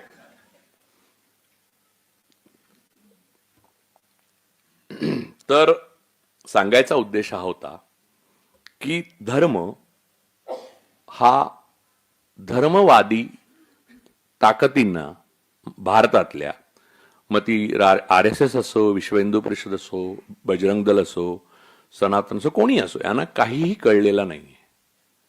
धर्म म्हणजे तुमचं इन्स्टिंक्ट, तुमचं नेचर. मनुष्य धर्म असतो. जर आपण एकापासून वेगळे दुसरे असतो प्रकृतीच्या दृष्टीने, तर आपला रक्तगट वेगळा असता आणि मुसलमानांचा वेगळा असता, ब्राह्मणांचा वेगळा असता आणि मराठ्यांचा वेगळा असता, दलितांचा, आणि मग त्या प्रकारे आपली विभागणी करण्यात आली असती. नस्ल नावाची जी गोष्ट आहे ना, नस्ल ती गोष्ट पूर्णतः खोटी आहे. दुसऱ्या महायुद्धानंतर ठरलं, कारण हिटलरच्या असंख्य क्रूर कर्म्या अशा डॉक्टर्सनी प्रयोग केला ज्यूवर आणि इतर लोकांवर, आणि आर्यन संस्कृती आणि आम्ही श्रेष्ठ आणि ते कनिष्ठ, हे सगळं खोटं ठरलं. फक्त आपल्याला संधीचा अभाव असल्यामुळे काही लोक मागे राहतात. म्हणजे तुमची धावण्याची रेषच पुढे आहे. म्हणजे मी गरिबीतनं वाढलेला ब्राह्मण असेन तरी मी धावायला पूर्णच सुरू करतो. ते गरिबीतनं वाढलेल्या दलिताबरोबर नसतो मी. ही जी समाज रचना आहे ती समाज रचना सगळ्या भारताच्या खचण्याच्या पायाशी आहे. ज्याच्या विरुद्ध आपण लढण्याऐवजी मुसलमानांच्या विरुद्ध लढतो, हा एक अतिशय भ्रामक आणि हास्यास्पद प्रकार आहे. कारण तुम्ही लक्षात घ्या की भारतामध्ये, मुंबई प्रांतामध्ये दंगली आहेत ना, त्या माणसात होतात. कुठच्याही जगाच्या म्हणजे फुटबॉलच्या स्टेडियमवर युरोपमध्ये कुठच्याही दंगल होते. दंगली हा निकष नाहीये की हा धर्मांध आहे आणि तो धर्मांध नाही. पहिली दंगल मुंबईतली पारशी आणि मुस्लिमांमध्ये झाली होती आणि ती कुत्र्यावरनं झाली होती. पारशांचं कुत्रा प्रेम, मुस्लिमांना कुत्रा आवडायचं नाही, त्याच्यावरनं दंगल झालेली आहे. तुम्ही ब्रिटिश गॅझेटियरमध्ये बघू शकता. त्याचा धर्माशी काहीच संबंध नाहीये. कबुतरावरनं जैन आणि आता नॉन जैन मध्ये म्हणजे अशी परिस्थिती निर्माण झालेली आहे दादर भागामध्ये. तर मूळ मुद्दा हा आहे की या सगळ्या संकल्पना ज्या आहेत त्या एका पॉइंट नंतर खोट्या ठरतात. म्हणजे आता जर भूकंप आला ना, आता जर भूकंप सुरू झाला, समजा 7.5 रिश्टर स्केलचा भूकंप सुरू झाला, तर धावत जाऊन दुसऱ्याला पकडताना किंवा खुर्ची पकडताना, काय रे तू मुस्लिम नाही ना, असं विचारणार का तुम्ही? नाही विचारणार. एकदा विमानामध्ये असा टर्ब्युलन्स झाला, मी युरोपहून येत होतो आणि असा टर्ब्युलन्स सुरू झाला, बाजूच्या माणसाने माझा हात घट्ट पकडला. त्याला माहित नव्हतं मी कोण आहे. मी म्हटलं की हे ठीक आहे, पण मी पण तिथेच चाललोय बरं का.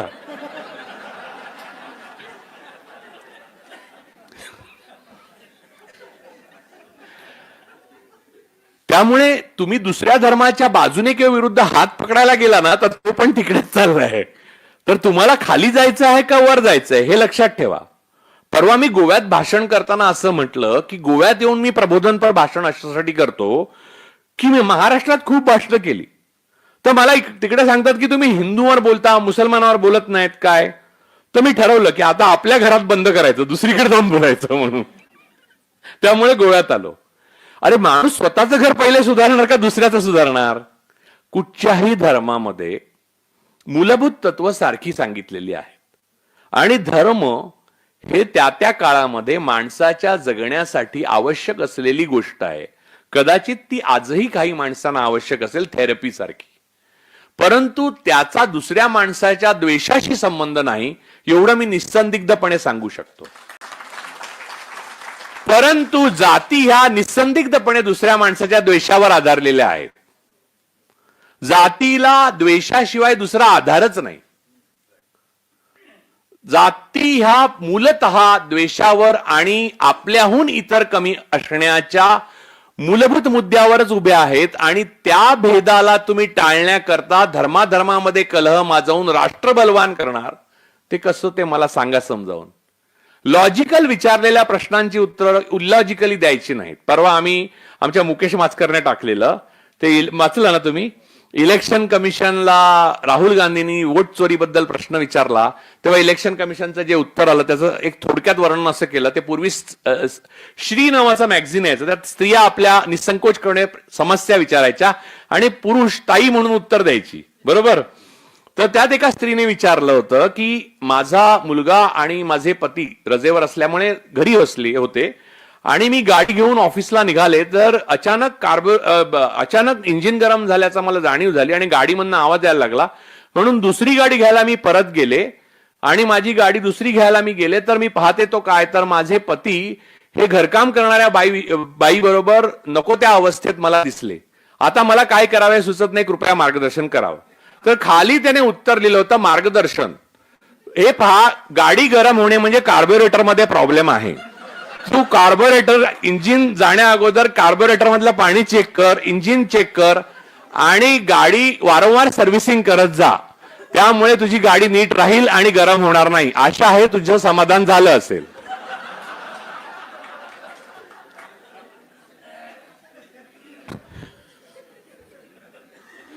तर आपल्याकडे या प्रकारची उत्तरं आता सरकार देतात. बरोबर, धर्माचा संपूर्ण डोलारा अशा प्रकारच्या उत्तरांनी भरलेला आहे. म्हणजे मला इथे दुखतं का हो, मागच्या जन्मीचे भोग. मॉडर्न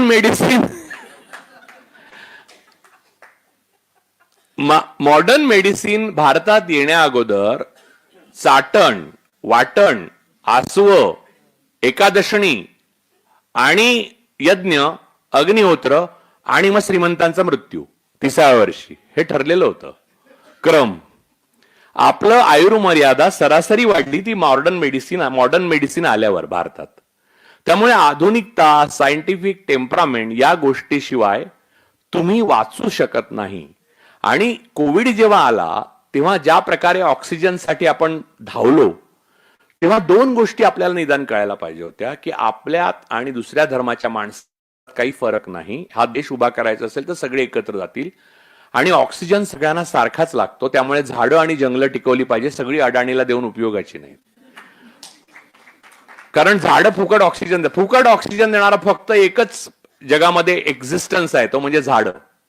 बाकी सगळे तेव्हा विकत देत होते ऑक्सिजन. आणि तीच अडाणी तोडायला घेतली आणि मोडानी मॉडेल भारतात चालू आहे. तर त्याच्या विरुद्ध उभं राहू नये म्हणून तुम्हाला शत्रू म्हणून मुसलमान दाखवण्यात येतात. तुमची जाती व्यवस्थेतली जी मर्यादा आहे ती वाढवण्यात येते. एकीकडे फूट टाकली जाते, दुसरीकडे राजकारणासाठी त्याचा वापर केला जातो. तुमच्या वोट बँक्स तयार केल्या जातात. अशा देशाचं भवितव्य कसं असू शकतं. आणि दुसरी महत्वाची गोष्ट अशी की कोविड सारख्या भयाकारी घटनेनंतर एवढी माणसं मेली, एवढी माणसं घाबरली. आपल्याला एवढं तर कळायला पाहिजे होतं की या जगात आपलं अस्तित्व चिरंतन नाहीये. त्यामुळे आपण सत्य आणि मानवता या मूल्यांसाठी लढणं हेच आपल्या आयुष्याचं उद्दिष्ट आहे. शेवटी काय, मी पण तिथेच जाणार जिथे हरिभाऊ गेले. इथे उपस्थित असलेले सर्वजण तिथे जाणार. कोणी आधी जाणार, कोणी नंतर जाणार. पण मी लढत नाही कारण मला भीती वाटते. तर ज्यांना भीती वाटते ते पण मरणारच आहेत. आणि तेच त्यांच्याच कडून मरणार आहेत ज्यांची त्यांना भीती वाटते. कारण लक्षात घ्या, मालेगाव मधल्या बॉम्बलास्ट पासून ते गोधऱ्याच्या दंग्यापर्यंत, बाबरी नंतर झालेल्या दंग्यापासून ते आता पहलगाम नंतर पुलवामा मध्ये मृत्यू पावलेल्या लोकांपर्यंत आपले सगळे बांधव होते, भगिनी होत्या. ही सगळी माणसं जी आहेत त्यातली बहुतेक माणसं पहलगाम मध्ये तर टुरिस्ट होते. ती माणसं ज्यांच्यामुळे ती गेली त्यांना घाबरत होती, है ना. ज्यांच्यामुळे आपण गेलो त्यांना आपण घाबरलो म्हणून आपण वाचतो, हा भ्रम डोक्यातनं दूर काढला पाहिजे. हा धार्मिकतेतनच येतो. माणसाच्या मनाची जडणघडण जर तार्किक नसेल झालेली तर असा विचार करू लागतो, माणूस भिरू होतो. माणूस घाबरट कशाने होतो. लोकांना मला विचारतात, तुम्हाला भीती नाही वाटत का? भयंकर भीती वाटते, मला प्रचंड भीती वाटते. तुम्ही विश्वास ठेवू नये, मला अँझायटीचा त्रास आहे. माझ्या खिशात गोळ्या आहेत, मी जिभेखाली ठेवतो ती गोळी. माझा मॉडर्न मेडिसिनवर पूर्ण विश्वास आहे. मी टीटोटलर आहे. हा, म्हणजे सांगायला एक हरकत नाही की संध्याकाळी बसावं. माझ्या अनेक लोक असं लिहितात माझ्या वॉलवर की बघा हा 1.5 वर्षापूर्वीचा परुळेकरांचा फोटो, आता पिऊन पिऊन गब्बू झालेत बघा कसे. तर मी एकच गोष्ट पितो, ते म्हणजे पाणी.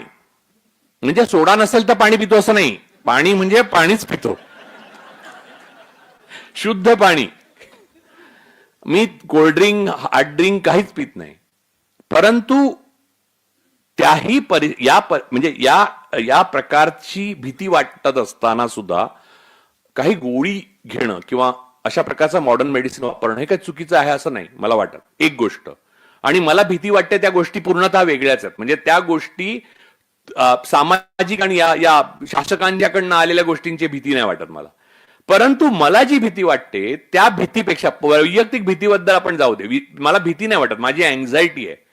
त्याच्यापेक्षा प्रचंड मोठी भीती मला या शासकांनी आणि 11 वर्षामध्ये या देशाचे जे वाटोळे झालेलं आहे त्यामुळे जे आपल्या भयंकराच्या दारात आपण येऊन उभे राहिलेलो आहे त्याची वाटते. त्यामुळे दोन मोठ्या आणि छोट्या भीतीमध्ये मी मोठ्या भीतीविरुद्ध लढणं पसंत करतो, माझ्या छोट्या भीतीला बाजूला ठेवतो. स्वाभाविकच आहे हे. आपल्याला समजा हाताला डास चावला आणि डोकं खूप ठणकत असेल तर डोक्यावर लक्ष देणार ना तुम्ही, का हाताच्या डासाचं खाजवत बसणार डोकं दुखते तरी? असं नाही होऊ शकत. ही प्रतिक्षिप्त क्रिया आहे. म्हणजे तुम्ही मला उलट उत्तर दिलं तरी सुद्धा नाही करू शकत तुम्ही. तर मूळ मुद्दा हा आहे की ही जी भीती आहे बाहेर आता जे होणार देशाचं भवितव्य, ते इतकं भूतविद्या शिकवण्यापर्यंत आपण आलो. आयुष नावाची मिनिस्ट्री स्थापन केली.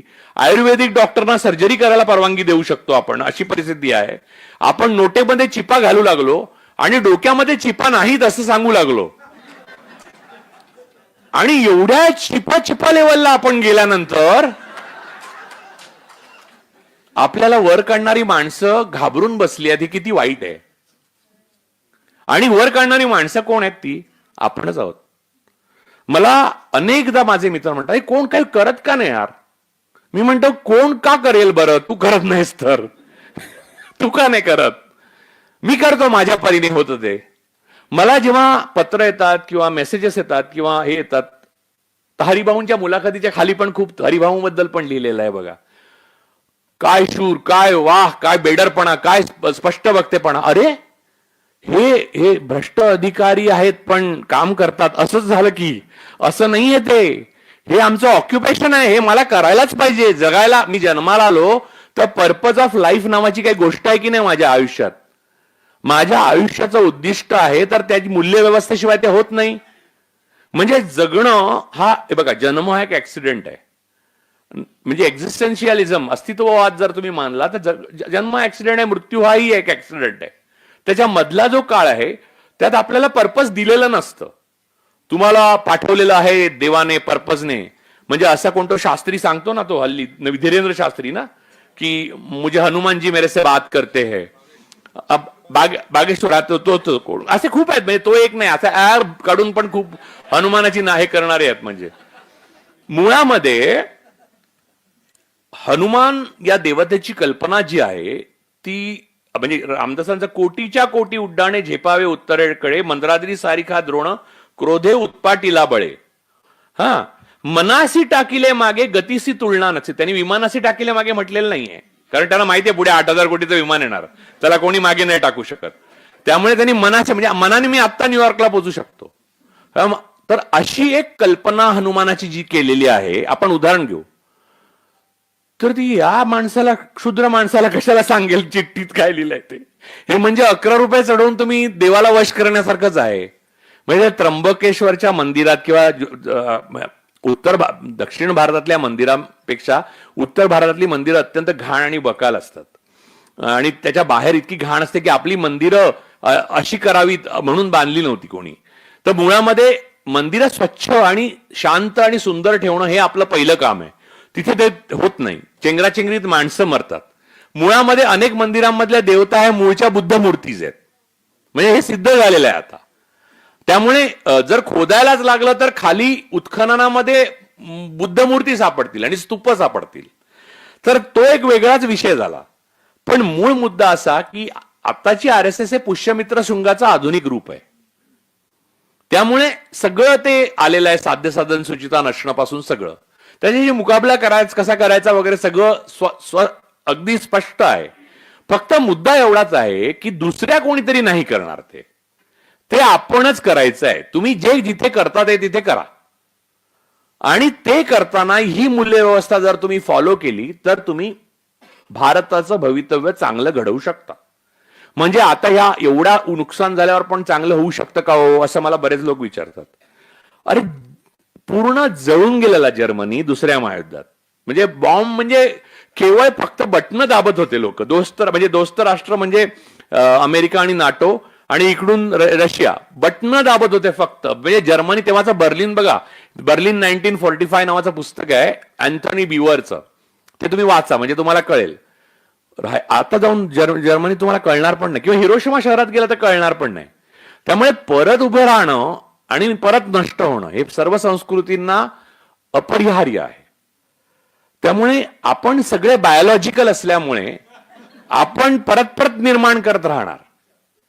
नॉन बायोलॉजिकल नष्ट झाल्यावर परत नाही निर्माण होणार. डोंट वरी. बरोबर ना. बायोलॉजिकल असल्याचा हा एक सगळ्यात मोठा फायदा की तो पुनरुत्पादन करतो, पण फार करू नये. म्हणजे माझा अशा गोष्टींना पाठिंबा नाहीये की हिंदूंनी लोकसंख्या वाढवावी वगैरे, असं कोणीच वाढवू नये. म्हणजे भारतासारख्या देशात लोकसंख्या ही वरदान आहे आता, कारण भारत हा सगळ्यात तरुण देश आहे. पण ती चुकीच्या पद्धतीने म्हणजे मंत्र्यांना विचारलं तुमचा मुलगा काय करतो, एक मुलगा ब्रिटिश सिटीजन आहे, दुसरा MITत आहे आणि तिसरा JP मॉर्गन मध्ये वॉशिंग्टनला आहे, आणि तुमचा संदेश काय राष्ट्राला, तर सर्व बहुजनांच्या मुलांनी मशिदीसमोर जमा होऊन जय श्रीरामच्या घोषणा द्याव्या.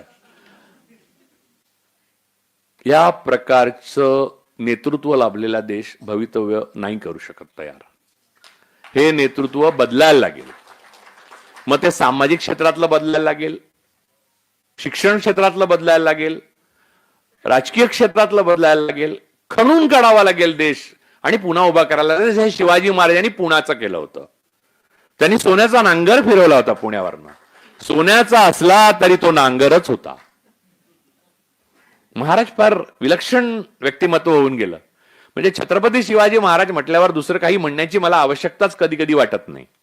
एवढंच म्हटलं तर मला पास केलं पाहिजे होतं लहानपणी, पण नाही करायचे.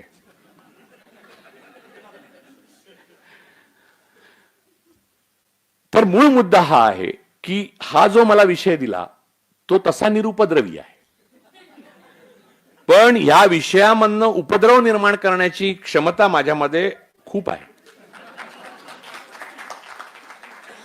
गांधीजींचं नाव न घेता तुम्ही गांधीजींवर बोलू शकता आणि गोडसेचं नाव न घेता गोडसेवर पण बोलू शकता, पण मी गांधीजींवरच बोलणं पसंत करतो, कारण गोडसे इन्सिग्निफिकंट आहे इतिहासामध्ये. एका टेररिस्टचं नाव आणि दुसऱ्या टेररिस्टचं नाव हा वेगळा असलं तरी जेलमध्ये त्यांना नंबरने ओळखलं जातं आणि ते पासावर पण नंबर जातो तो. त्यामुळे ते नाव म्हणजे ते शीर्षक बदलल्याबद्दल मला काही प्रॉब्लेम नाही. मला फक्त प्रवृत्तीविषयी प्रॉब्लेम आहे. पुण्यामध्ये अशी प्रवृत्ती वाढते आहे, मी गोव्यात पण तेच बोललो, भारतात अशी प्रवृत्ती वाढते आहे जे गांधीजींना देशाचा शत्रू मानतात. म्हणजे गांधीजींच्या विषयी कोणतीही पुस्तक प्रकाशनं, त्यांच्याविषयी त्यांचं भजन, अल्लाह तेरो नाम आणि काही म्हणजे यातलं कुठचीही गोष्ट करायला गेलं तर ते हल्ली लोक घाबरतात. तुम्हाला मी अतिशय आश्चर्यकारक गोष्ट सांगतो. TIFR Tata institute of fundamental research मध्ये मी भाषणाला गेलेलो, तर तिथे संशोधकच बसलेले सगळे, आणि तिथली SC ST युनियनने मला बोलवलेलं बोलायला, आणि डॉक्टर बाबासाहेब आंबेडकर आणि ज्योतिराव फुलेंची मला वाटतं संयुक्त जयंती किंवा बाबासाहेब आंबेडकरांच्या जयंतीनिमित्त गेलेलो. तर मी पहिल्या क्षणीपासून बोललो की ही ते पणती लावतात तर आपण मेणबत्ती लावावी, बाबासाहेबांच्या आठवणी दरवर्षी पुन्हा पुन्हा बोलाव्या. हे सगळं मी कशाला करू म्हणलं TIFR मध्ये येऊन. हे मूलभूत संशोधनाचं केंद्र आहे आणि मतभेद असले तरी बाहेर सुदैवाने TIFR मध्ये अजून नेहरूंचेच फोटो आहेत. नेहरू, भाभा आणि JRD टाटा या तीनच माणसांचे फोटो आहेत त्याच्यात, आणि त्याच्याबरोबर माझे फोटो काढून मी भाभांची व्यक्तिगत लायब्ररी जी कधीच उघडली जाते ती उघडली आणि त्याच्यात माझे फोटो काढून घेतले मी गुपचूप, आहेत ते आता माझ्याकडे. तर त्यामुळे नेहरू, भाभा, टाटा आणि मी यांचे फोटो आहेत फक्त माझ्याकडे. पण या चौथ्या फोटोमुळे या पहिल्या तिघांचं नुकसान होणार नाही याची मी काळजी घेतोय, हेही तुम्ही लक्षात घ्या. तर मूळ मुद्दा हा आहे की ते समुद्रकिनारी असलेलं TIFRचं सगळं जे संस्था बघितली मी, तेव्हा मी म्हटलं की ही विमानातनं दिसते का, तर त्याला कळलं नाही. मी म्हटलं हा मॅटर जो आहे तो अजून कुठे माझ्या वाचनात आलेला नाहीये, त्यामुळे TIFR गुप्तच राहू दे काही दिवस. तर मी त्या भाषणात असं म्हणालो की डॉक्टर बाबासाहेब आंबेडकरांच्या जयंतीनिमित्त मला बोलायला बोलवलं, तर आजच्या परिस्थितीत त्यांचा जो रिलिव्हन्स आहे आणि त्यांनी जे संविधान लिहिलेलं आहे त्याच्यावर धर्माच्या आधाराने जे फॅसिस्टांनी आक्रमण केलेलं आहे त्याच्यावर मी बोलू इच्छितो. तर ती संस्था केंद्र सरकारची आहे. तर मी त्यांना असं सांगितलं की तुम्ही माझं भाषण युट्यूबवर टाकू नका, जी प्रथा आहे, कारण त्याचा तुम्हाला त्रास होईल. त्यांनी नाही टाकलं, त्यांनी फोटो मला पाठवले सगळे. आणि तिथे एक मनुष्य उभा राहिला आणि म्हणला की तुम्ही नेहरूंचे चेले आहात, तुम्ही फक्त आंबेडकरांबद्दल बोला काय ते. मी म्हटलं मी जे वाक्य बोललोय सगळी ती आंबेडकरांबद्दलच आहेत. एकही वाक्य मी नेहरूंबद्दल बोललेलो नाहीये. नेहरूंचे आणि आंबेडकरांचे, डॉक्टर बाबासाहेब आंबेडकरांचे मतभेद होते, पण ते मॉडर्न रिपब्लिक होऊ नये यासाठी नव्हते. म्हणजे एक प्रतिगामी होता आणि एक पुरोगामी होता आणि दोघांमध्ये मतभेद होते असं अजिबात नाही. दोघांच्या अपब्रिंगिंग मध्ये इतका फरक होता की ते मतभेद असणं स्वाभाविक होतं. म्हणजे गांधी आणि आंबेडकरांमध्ये पण ते मतभेद होते. त्याचं पण कारण तेच आहे की डॉक्टर बाबासाहेब आंबेडकरांचं पेन, जे दुःख आहे ते, म्हणजे कितीही त्यांच्या बुटात पाय. म्हणजे लक्षात घ्या की आम्ही लहान असताना, लहानपण पिंगुळीत गेलं तर आम्ही खोत, म्हणजे आमची जमीन म्हणजे प्रचंड होती तेव्हा, आता ती गेली. म्हणजे त्याचं काय मला दुःख नाही होत, ती अडाणीने नाही घेतलेली त्यामुळे काही प्रॉब्लेम नाही. तर म्हणजे तिथल्याच लोकांनी ती हळूहळू करून त्यामुळे काय हरकत नाही. तर मूळ मुद्दा हा आहे की तेव्हा पण मी बघायचो की वेगवेगळ्या बलुतेदार पद्धतीप्रमाणे आलेली माणसं आहेत. तर ती त्यांना कप वेगळे असायचे चहाचे, कान नसलेले, आणि त्यांचे नेते आता ब्राह्मणवादाच्या बाजूने हिरिरीने बाजू मांडतायत ब्राह्मणवादाची, आणि सगळ्या जातीचे, म्हणजे मराठ्यांपासून सगळे. तुम्हाला मी सांगतो की मनातून कुठचाही ब्राह्मण मनुष्य हा इतर सर्व जातींना शूद्र मानतो. म्हणून मी मागे एका माझ्या भाषणामध्ये शिवाजी मंदिर मधल्या बोललो होतो की ब्राह्मण तुमच्याकडे येऊन, म्हणजे ते भाषण होतं ते दलित पॅन्थरचं होतं, त्याच्यात बोललो होतो, ते परत बोलतो की ब्राह्मण माणूस तुमच्या समोर येऊन काय बोलतो यावर विश्वास ठेवू नका, तो 4 ब्राह्मणात जाऊन काय बोलतो ते ऐका. ते त्याचं खरं रूप आहे. त्यामुळे ते वैदिक आहे आणि तुमच्याशी बोलतो ते पौराणिक आहे. त्यामुळे पौराणिक कथा ह्या तुम्हाला ऐकवल्या जातात, म्हणजे समाजाला, संपूर्ण समाजाला, आणि आतून त्यांना माहिती आहे की सगळ्या त्रासाची मुक्ती ही हार्वर्डलाच आहे. बहुजनांसाठी हार्डवर्क आहे. शेवटी नाल्यामध्ये बहुजनांनी उतरायचं आहे, आम्ही तिथे चाललेलो आहे. त्यामुळे या पाखंडी आणि हिपोक्राईट संस्कृतीला कडाडून विरोध मला पुण्यातून अपेक्षित आहे. आणि आज हरिभाऊंच्या दुसऱ्या स्मृतिदिनानिमित्त मी तुमच्याकडून हरिभाऊंच्या वतीने ही मागणी करतो की प्रत्येकाने स्वतःच्या व्यक्तिगत पातळीवर हा लढा द्यायला सुरुवात करावी. त्याशिवाय देश, समाज बदलणार नाही. पुन्हा एकदा बनारस हिंदू युनिव्हर्सिटीत मला ते ऐकायचं की आम्ही पेटंटशी स्पर्धा करतोय JNUशी, ना की भूतविद्या. भूतविद्या मी 15 मिनिटात तुम्हाला शिकवू शकतो. लाईट ऑफ करा, सगळ्यांना चिमटे बसतील. असं काहीही नाही. मृत्यूनंतर जीवन नाही, मृत्यू जन्मा अगोदर जीवन नाही. घड्याळ बंद पडल्यावर आपण 12वं साजरं करत नाही. त्याचं मानवी आयुष्य, मानवी शरीर हे एक यंत्र आहे. अनेक महान माणसांनी आपलं शरीर दान केलं, त्यामुळे वैद्यकीय शास्त्र इथपर्यंत येऊ शकलं, आणि ते इथपर्यंत येऊ शकलं त्यामुळे आपण सगळे जिवंत आहोत.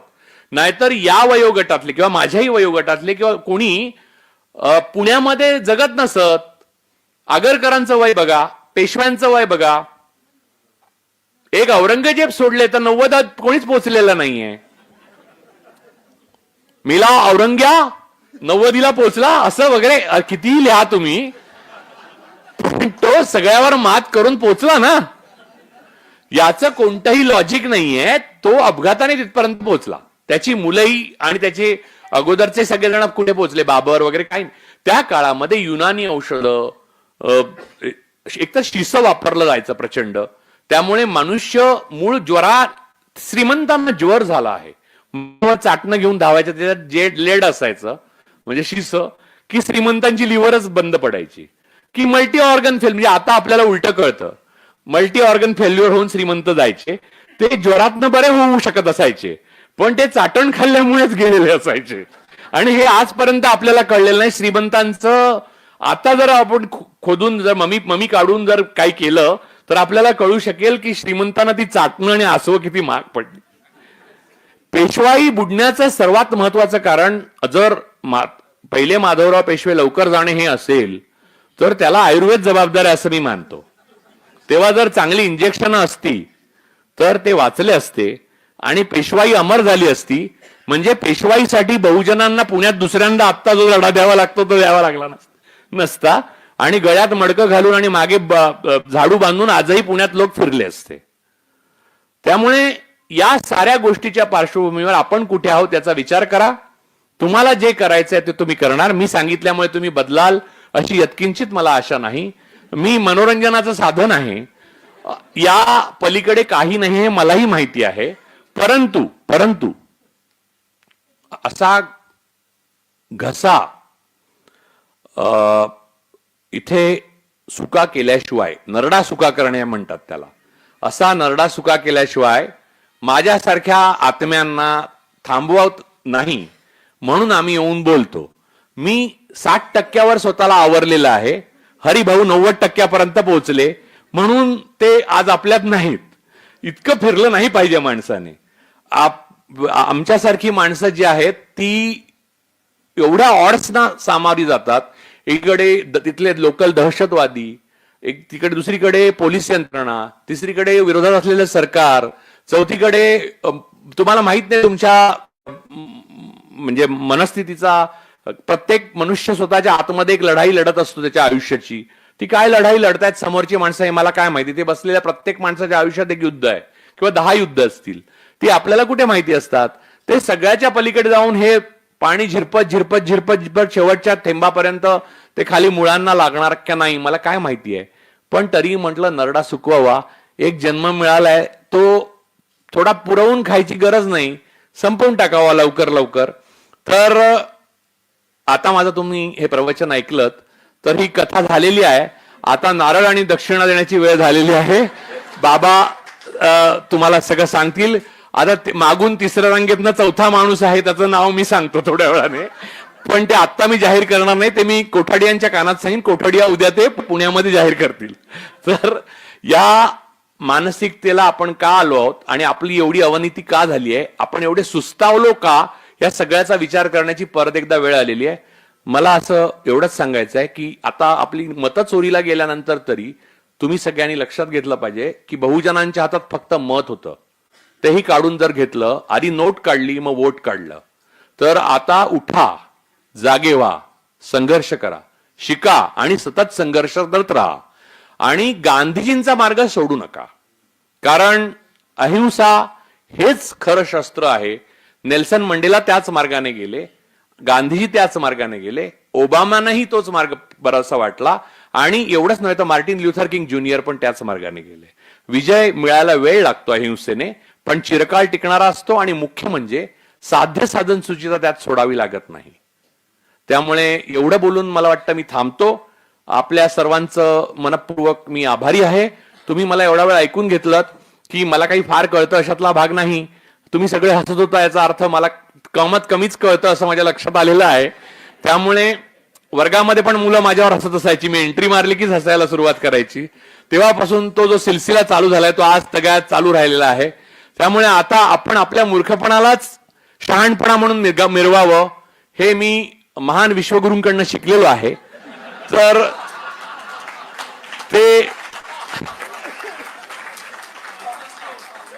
ते मी सुफळ संपूर्ण करतो. हरिभाऊंना माझी श्रद्धांजली आणि तुम्हा सर्वांना धन्यवाद आणि आयोजकांना धन्यवाद.